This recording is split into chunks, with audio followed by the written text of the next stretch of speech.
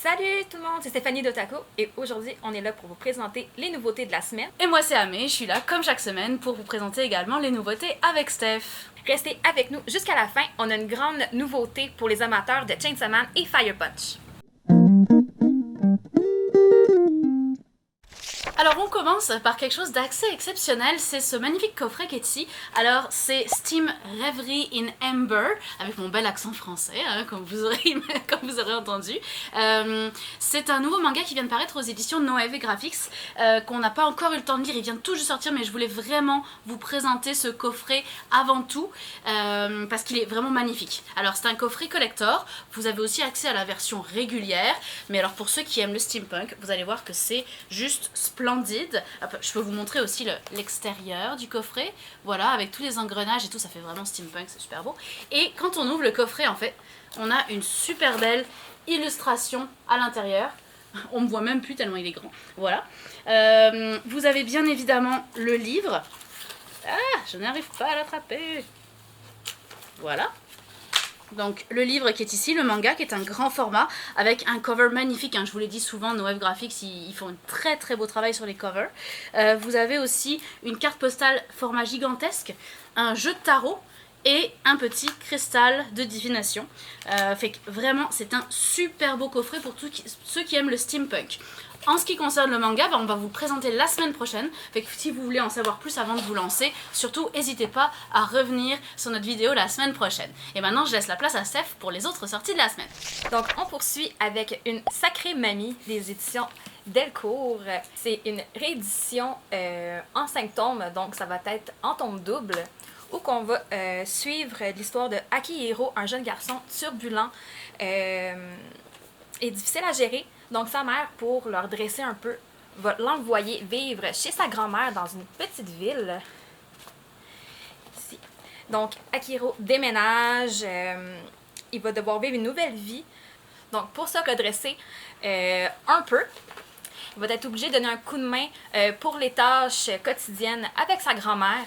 Ce changement radical va l'obliger à prendre des responsabilités et sous la forme d'un voyage émouvant, Akihiro va changer du tout au tout. C'est vraiment super adorable comme tout parce qu'on sent vraiment la relation vraiment émouvante entre la grand-mère et Akihiro, justement.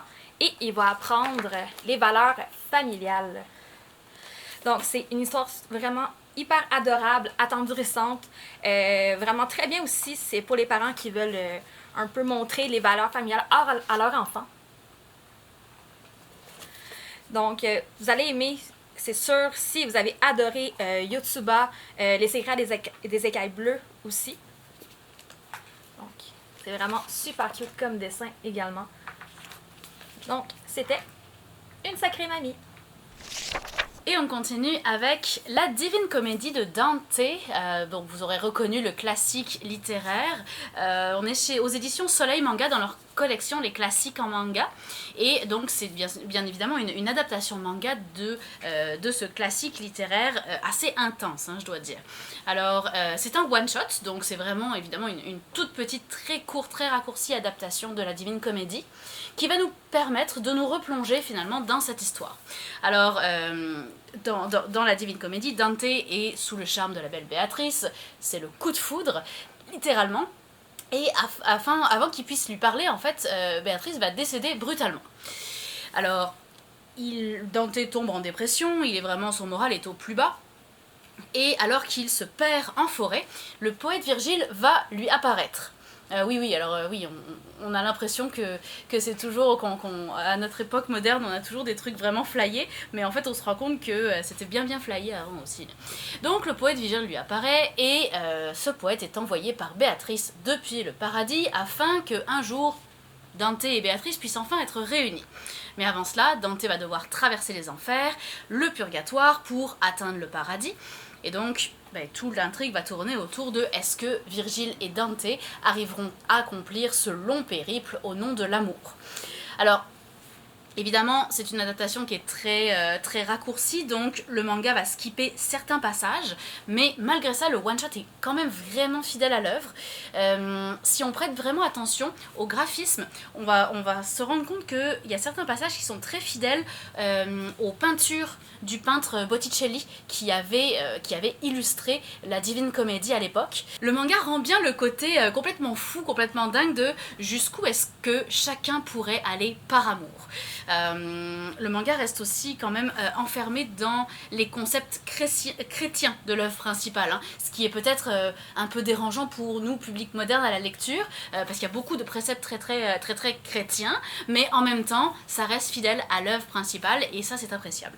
Donc si vous aimez déjà les adaptations en manga de classiques de la littérature dans la même collection, ou même chez Nobinobi, ou même chez Kurosawa également, mais c'est sûr que vous allez aimer ça. Si vous voulez essayer d'avoir un premier aperçu de l'œuvre, franchement c'est très bien fait. Alors, la Divine Comédie en manga.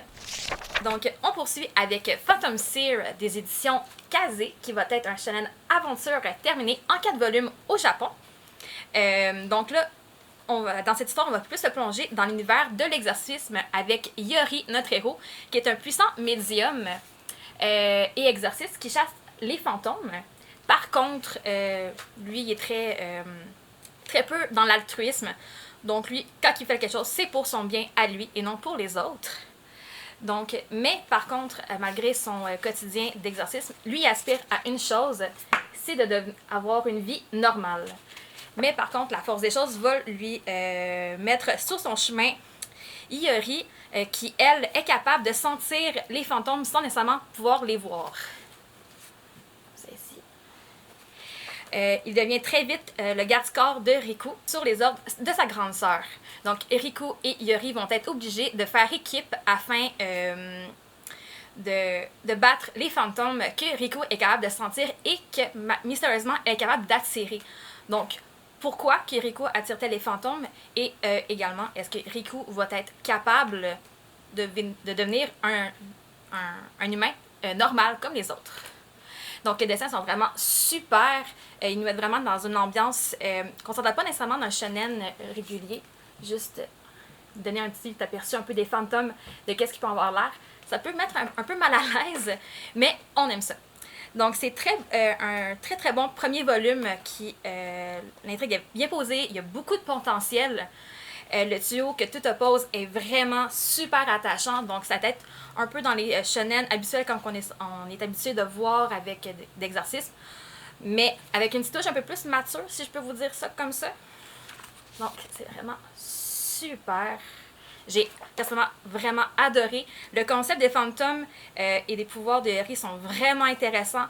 Donc, c'est une série avec énormément de potentiel. Donc, c'est sûr que vous allez aimer si vous avez adoré Paradise Noragami et aussi tout ce qui est Blue Exorcist, Jujutsu Kaisen. Donc, ça vaut vraiment la peine de l'avoir dans sa bibliothèque. Donc, c'était Phantom Seer. Et mon manga suivant, ça va être le magnifique L'Oiseau d'Or de Kainis. Couverture un peu rétro, mais que je trouve qui rend vraiment hommage à l'intérieur, à ce que vous avez trouvé à l'intérieur. Alors, on est aux éditions Glénat, et c'est un shoujo d'aventure, vraiment historique. C'est une série courte qui va être terminée en 4 tomes. Vous avez remarqué qu'on vous présente souvent des séries courtes, hein, c'est quand même très à la mode en ce moment. Alors, la thématique principale qui va être abordée dans L'Oiseau d'Or de Kainis, c'est la littérature et l'égalité des sexes. Donc, gros sujet. Hein. On va suivre Léa, qui est une jeune fille qui a toujours vécu entourée de livres qui étaient qualifiés de inaccessibles pour son cerveau féminin. Vous avez compris le principe. Alors, elle a vécu sous l'oppression patriarcale et elle va être amenée à renverser les codes pour pouvoir vivre sa passion. Donc elle va partir pour Londres pour écrire ses œuvres sous une fausse identité masculine, sous le nom de Alain Wedgwood. Et elle va se lancer en littérature, donc sous ce pseudonyme, pour vivre sa passion et vivre de sa passion. Et au fil des rencontres à Londres, est-ce qu'elle va trouver la réponse à toutes les questions qu'elle se pose? Donc la thématique est quand même super innovatrice et intéressante. Dans un shoujo, c'est quelque chose qu'on voit assez rarement. Le manga s'attaque donc vraiment en plein aux inégalités entre hommes et femmes, mais sans tomber dans la lourdeur. Et on apprécie beaucoup l'héroïne parce qu'elle a une détermination à toute épreuve. Vraiment une héroïne super attachante comme on les aime. Donc c'est un manga que vous allez aimer si vous aimez Arte par exemple, ou Reine d'Égypte, ou La Rose de Versailles encore. Donc L'Oiseau d'Or de Kainis. Donc on poursuit avec Adabana, les éditions Kana, une série qui va être terminée en 3 tomes. Là on va plus se plonger dans un univers seinen policier. Donc c'est dans le format perfect aussi, comme vous pouvez le voir. Donc on va se plonger dans la vie normale de 2 meilleurs amis, Mizuki, excusez-moi, et Mako.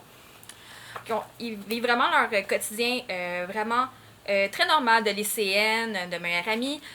Donc leur destin va être complètement changé quand malheureusement un matin le corps de Mako est retrouvé démembré. Donc qu'est-ce qui s'est passé? Ben, Mizuku se rend automatiquement aux autorités et afin d'avouer le meurtre de Mako. Son témoignage, par contre, laisse ses avocats et pas mal tout le monde un peu perplexes parce qu'il y a beaucoup d'incohérences. Donc, quel secret cache Mizuku et qu'est-ce qui l'a poussé à tuer sa meilleure amie? C'est ce qu'on va découvrir dans les 3 tomes de la série. Donc, c'est une série qui est très prometteuse. Après la lecture du premier tome, on sent un peu le côté, l'atmosphère sombre que l'auteur veut nous montrer. Le côté manipulation, c'est vraiment le thème central de la série. Ça peut nous faire penser un peu à, pour ceux qui connaissent Lesson of the Evil, donc avec le côté manipulation. C'est pas juste les personnages entre eux qui vont tenter de se manipuler, c'est aussi l'auteur qui va tenter de manipuler le lecteur avec les dessins, des expressions faciales qu'il met à ses personnages. Donc, ce qui est très fort intéressant. Donc, vous allez aimer, si vous avez aimé My Home Hero et Lesson of the Evil. Donc, vraiment très prometteur. On a vraiment hâte de voir la suite et de découvrir qu'est-ce qui cache là-dedans. Donc, c'était Adabana. Et on poursuit avec le magnifique Agent of My Heart. Pas magnifique cover, hein, je vous le cache pas. On est aux éditions Kazé, je trouve que le travail qui a été fait sur le cover, pour le coup, laisse un peu à désirer et ne rend pas assez hommage à la série. On est sur un seinen romantique, un josei, donc vraiment une comédie romantique sociale, très très classique josei, par Enjoji Maki, qui est une auteure que probablement, dont vous avez probablement entendu déjà parler, puisque c'est l'auteur des très grands Happy Marriage, Check Me Up, bref, une auteure qui a quand même de la bouteille. Agent of My Heart, c'est une série qui est terminée en 4 volumes, et, attention, tenez-vous bien, nous avons reçu, tadam, les 4 volumes à la fois. Donc vous pouvez commencer et finir la série en même temps. C'est pas beautiful ça? Alors, Agent of My Heart, comme je disais, josei vraiment classique dans la forme, toujours aussi bien construit parce que Enjoji Maki maîtrise extrêmement bien ses scénarios et ses personnages. Donc on va être évidemment sur un thème d'amour, bien sûr, mais aussi du show business. Alors on suit Chitose, qui a bien changé depuis qu'elle avait été persécutée quand elle était jeune. Maintenant, aujourd'hui, elle est une femme forte, indépendante, autoritaire, elle travaille dans le show business, et elle s'occupe en fait de gérer les stars de son agence artistique. C'est un agent de stars. Son quotidien va beaucoup être chamboulé lorsqu'elle va devoir s'occuper de Sena, qui est la star du moment, et évidemment le bel homme sur le cover. Sena, il est talentueux, mais c'est aussi un menteur et un coureur de jupons. Alors pour Chitose, gérer les lubies de Sena, ça ne sera pas de tout repos, ça ne sera pas une chose simple à faire, et en plus ça va se compliquer davantage quand elle va apprendre que Sena était en partie responsable de ses persécutions de jeunesse. Donc évidemment, manga simple, efficace, un amour entre un acteur et sa manager. Comme je disais, c'est un scénario vu et revu, mais Enjoji Maki sait rendre ça palpitant, et c'est ça qu'on aime avec elle. C'est toujours la force de ses personnages, la force des sentiments, la force des relations. Il y a beaucoup d'humour qui est présent dans le manga, ça aussi c'est une des forces de ce que fait cet auteur. C'est toujours très bien balancé entre des scènes hyper tendres et des scènes à la fois, elle vient tout casser par une scène humoristique complètement désopilante. Et l'héroïne, avec son caractère bien trempé, change un petit peu de ce qu'on lit habituellement dans les mangas, fait qu'on l'aime beaucoup. Alors, évidemment, si vous aimez les autres œuvres de l'auteur, comme Check Me Up récemment, vous allez aimer ça, ou Happy Marriage, mais aussi Tokyo Tarareba Girls, où vous allez retrouver un petit peu le même genre d'humour. À noter aussi qu'il y a un film live qui est sorti en 2021, donc vous avez peut-être déjà entendu parler de la série à ce propos. Donc c'était Agent of My Heart.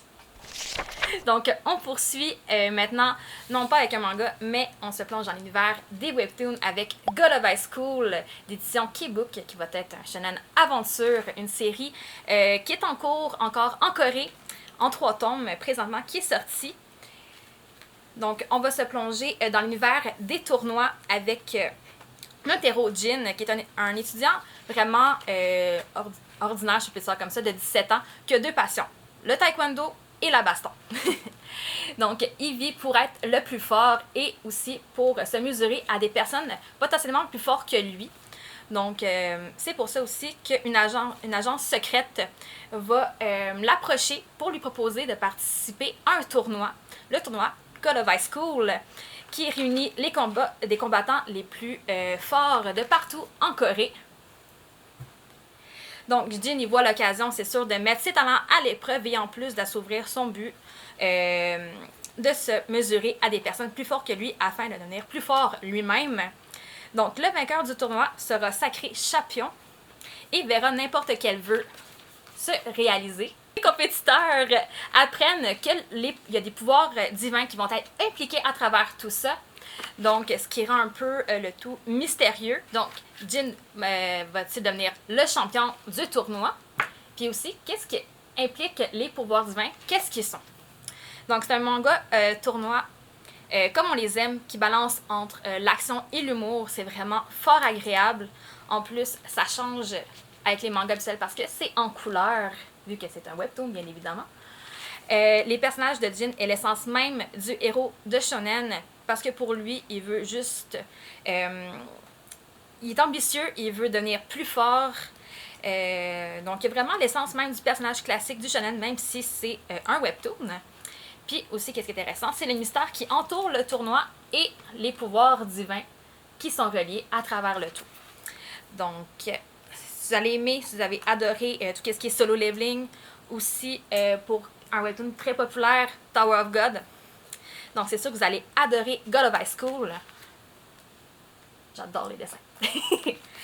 Donc, c'était God of High School. Et on poursuit avec un classique, c'est Barbara de Osamu Tezuka. On est aux éditions Delcourt Tankam, c'est la fameuse édition prestige pour les 90 ans potentiels d'Osamu Tezuka. On est en seinen, c'est vraiment de la tranche de vie, seinen pur et dur, hein, vraiment dans le style de MW, les 3 Adolphes, Kirito, toute la partie un peu plus adulte et plus sombre de Tezuka finalement. On est sur un one-shot, quand même une belle épaisseur, mais pas tant que ça se lit quand même relativement vite malgré tout. Et on y suit Barbara, qui est une jeune hippie alcoolique sans domicile fixe, qui est recueillie par Yusuke, qui est un auteur en panne de créativité. Alors, très vite, Barbara va en fait s'incruster dans la vie de Yusuke de façon fort envahissante. Et entre Yusuke et Barbara va se développer une relation faite un peu de amour-haine. Il y a quand même beaucoup de tensions, beaucoup de disputes, et en même temps, ils sont plus capables de se passer l'un de l'autre. Yusuke aura beau la mettre dehors, à chaque fois, il saura jamais se passer d'elle, puis elle va revenir constamment, il va vouloir qu'elle revienne. Il va se rendre compte rapidement qu'elle est un peu devenue sa muse, et que sans elle, il n'est plus rien, et son art n'est plus rien. Donc ce n'est qu'au prix de supporter, entre guillemets, la présence de Barbara, que sa créativité va s'activer. Donc une prémisse assez simple à comprendre, mais avec beaucoup d'implications en fait, comme toujours dans les œuvres de Tezuka, hein, c'est très, très foisonnant de détails, il y a beaucoup de développement psychologique de personnages. Les œuvres adultes de Tezuka sont toujours très très profondes et demandent plusieurs lectures avant de vraiment l'appréhender au complet. Donc vraiment digne de ce qu'on connaît des œuvres adultes de Tezuka. On y parle de l'art d'une façon assez particulière, qui est très très bien rendue. Puis la relation entre Barbara et Yusuke est vraiment intéressante à suivre, la relation entre l'artiste et sa muse, cette relation amour-haine. Donc si vous aimez MW ou Ayako par exemple, toutes ces œuvres vraiment plus adultes, plus matures de Tezuka, vraiment c'est un incontournable, même s'il est un petit peu moins connu du grand public. Alors Barbara. Donc, on termine aujourd'hui avec le tant entendu Look Back des éditeurs Kazé, que là, on va plonger dans l'univers plus seinen, art et société. L'auteur qui va sonner une cloche pour certains, Fujimoto Tatsuki. Donc, c'est lui qui a écrit Chainsaw Man et Fire Punch. Là, on va se plonger plus dans un one-shot qui sort un peu de la zone de confort de l'auteur, puisqu'on va plonger dans une thématique plus qui va aller dans l'introspection personnelle et sur le futur. Donc, on va suivre Fujino et Kiyomoto qui partagent la même passion pour le dessin. La première est une génie par le talent et la seconde une génie par l'effort. Donc les deux vont avoir un lien qui va se créer entre les deux. Donc leur quotidien va se voir changer lorsqu'elles vont se rencontrer. Elles se lient d'amitié et partagent une relation profonde entre elles, le tout relié par le dessin. Mais le dessin s'en mêle et vient bouleverser cette relation d'une façon complètement surprenante. Donc c'est un one-shot incroyablement puissant dans la thématique de l'introspection personnelle. On voit clairement que l'auteur a essayé de sortir de sa zone de confort, même si on reconnaît son coup de crayon. En l'espace de quelques pages, l'auteur vient chercher le lecteur profondément au niveau sentimental. La lecture va vous laisser pas un goût, je sais pas comment expliquer, mais justement pour vous expliquer à quel point que c'est profond. On ne sait même pas comment on sent après la fin de la lecture, tellement qu'on est bouleversé. C'est ça, bouleversé. Les arrière-plans et les décors parlent beaucoup afin de nous aider à comprendre le scénario. Pour vrai, l'auteur s'est démarqué. Pour vrai, il m'a laissé sans mots pour avoir lu Chainsaw Man. J'ai adoré la lecture. Donc, c'est sûr que vous allez aimer si vous aimez les œuvres de l'auteur. Donc, tout ce qui est Chainsaw Man et Fire Punch, mais aussi le côté un peu plus mature. La thématique avec Saturn Return, par exemple, qu'on vous a également présenté dans d'autres vidéos. Et également Errance. Donc, pour vrai, un chef-d'œuvre qui est Look Back. Donc, on va terminer comme d'habitude avec nos tops et nos flops de la semaine. Donc, je vais commencer avec mon flop qui est Angel of My Heart. Pas que c'est mauvais, mais c'est juste que c'est du vu et revu. Donc, côté originalité, c'est moins top, même si l'histoire reste quand même assez intéressante à lire. Cette semaine, j'ai deux tops. J'ai premièrement Phantom Seer, que je suis littéralement tombée en amour par l'approche du shonen classique, mais en ayant une petite touche un peu plus surnaturelle, mais tellement qui te met dans une ambiance angoissante. Je sais pas comment expliquer mon sentiment avec la lecture, donc j'ai vraiment adoré Phantom Seer. Et mon dernier, le chef-d'œuvre, qui est Look Back, qui pour moi est vraiment l'œuvre de l'auteur. Donc ça va vous laisser sans mots, je suis convaincue. Et de mon côté, pas de flop pour cette semaine, j'ai vraiment aimé toutes mes lectures, tout était vraiment cool, puis très varié en plus, c'est ça que j'aime. Et puis mon topissime, c'est Look Back, moi aussi, vraiment incroyable, autant au niveau du scénario que du character design, que du dessin. J'aime beaucoup le fait que l'auteur a utilisé les décors pour nous plonger dans une ambiance et nous rendre compte de ce qui se passe dans la tête et dans la vie des personnages, mais sans faire bouger les personnages. C'est assez grandiose. Il y a un récit qui se passe sur deux timelines différentes, sur lesquelles on ne se perd pas. Et puis évidemment, le niveau de dessin est juste assez incroyable. Et en plus, c'est un bel hommage au métier de mangaka. Donc vraiment une très très belle découverte, Look Back. C'est donc ce qui va conclure notre vidéo pour cette semaine. Merci d'avoir été encore avec nous cette semaine. N'oubliez pas de revenir la semaine prochaine pour qu'on vous présente Steam Reverie in Amber et bien d'autres belles séries. En attendant, on vous souhaite une bonne lecture de toutes ces nouveautés. Et puis n'hésitez pas aussi à commenter. Dites-nous ce que vous en pensez. Merci beaucoup, bonne lecture, bye bye.